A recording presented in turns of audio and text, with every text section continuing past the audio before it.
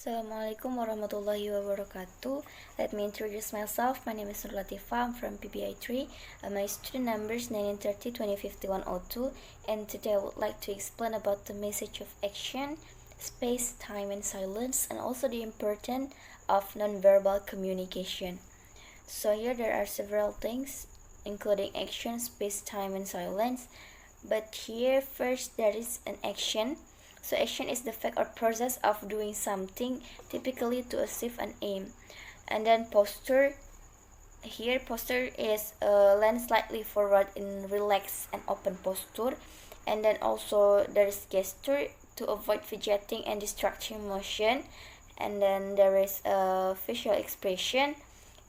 This is send a message whether they are relaxed and showing positive regard to the other. And then there's also eye contact. Eye contact is a look to the person in the eye during the conversation. And touch is critically allied to sensory integration and perhaps even psychology well-being. Touch is recognized as a basic human need. And then there is space.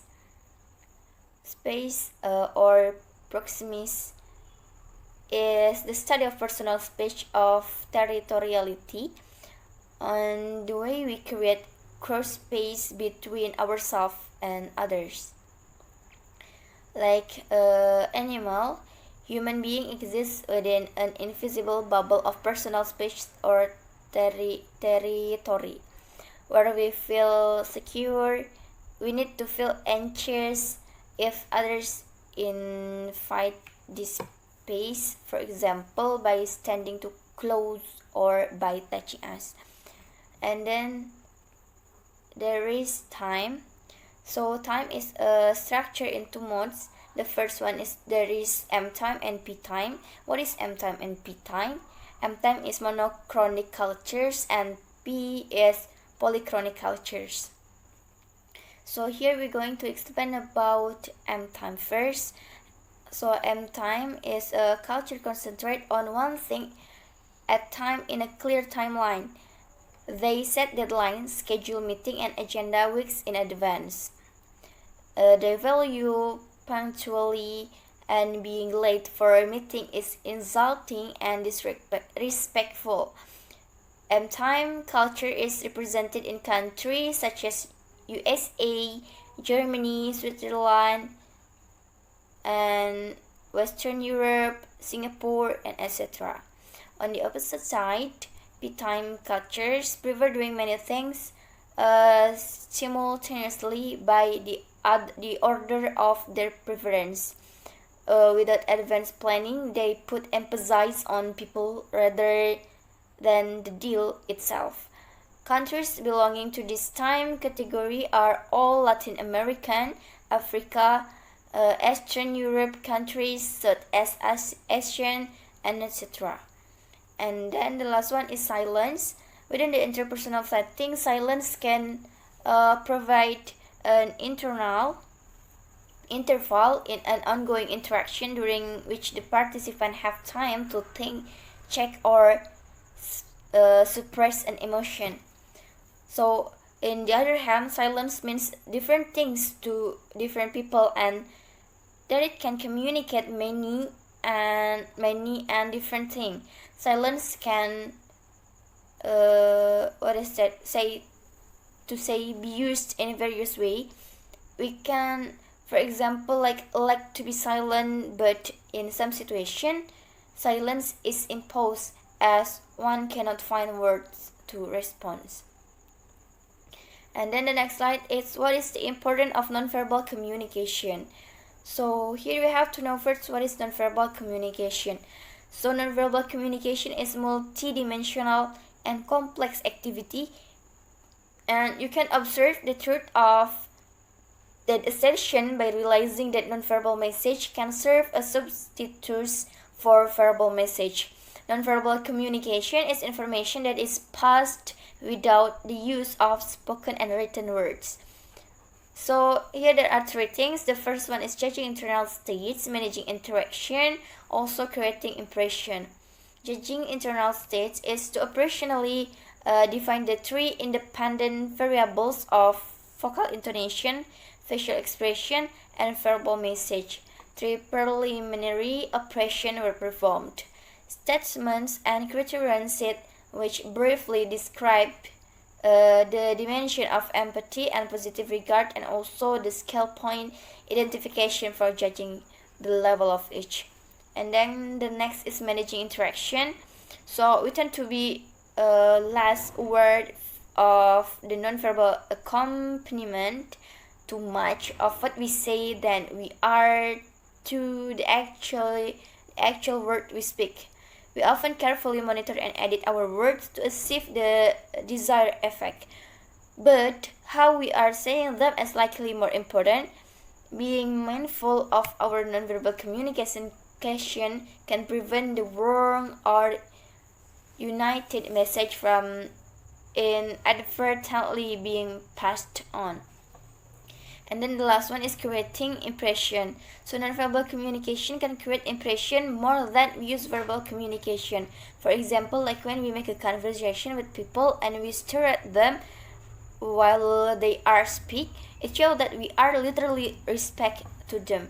So they will remember us as a respectful people, or as a polite people. So I think that's all for my explanation. Thank you for your attention. The next presentation will be presented by Nancy Fadila. Okay, Assalamualaikum warahmatullahi wabarakatuh. My name is Nancy Fadila. I'm from PBI3. Okay, in this video, I want to explain for you about the nonverbal communication. Okay, in the first, I want to explain for you about the definition. Nonverbal communication is the message or response not expressed or sent in the word, hints, suggestion, or indication. And then visual expression, eye contact and eye movement. And then listening carefully, actively, and memory. And the last, kinesthetic, posture, distance, mobility, musculature, hand movement, and etc. Okay, and then I want to explain for you about the function of nonverbal communication. The first is repeating. The message conveyed by verbal communication may be repeated. And then substituting. Nonverbal symbols may replace a verbal message, especially when one refuses to communicate verbally. And then complementing. Nonverbal behavior adds up the meaning of the statement. It is consistent with verbal message. Okay, and then contradicting. Verbal communication may contradict if one nonverbal behavior is inconsistent with what is being portrayed. And then regulating. Nonverbal cues can regulate the flow of conversation. And then according something for linguistic features such as raising of intonation, word stress, or alertness help emphasize our verbal message. And the last, deciphering. Nonverbal behavior may be intentionally used to hide how we truly feel. Okay, the last I want to explain for you about the repeating. Nonverbal cues can relate verbal communication.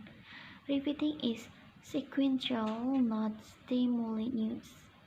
Okay, your significant other asks if you are having an affair.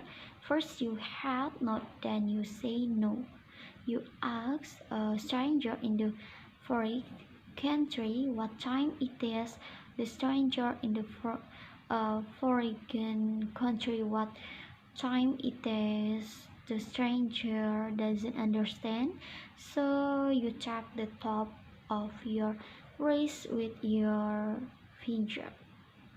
Okay guys, That's all my materials. I think enough. Thank you. Wassalamualaikum warahmatullahi wabarakatuh.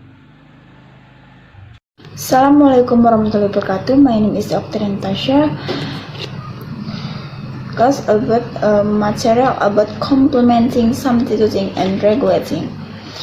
Complementing means a phrase where give compliments or congratulation on someone. Example: a manager to get a good praise when the test, then he will be given a compliment. The next, substituting. The meanings of the word substituting in the English Indonesian dialect is replacing English is the language of the international usage, which is used by speakers of foreign language by all over the world. And then regulating is defined as to control, direct, or adjust. An example of regulate is for a command to make a rules that control trend in an area. An example of regulate is to change the temperature on the heater. Wassalamualaikum warahmatullahi wabarakatuh.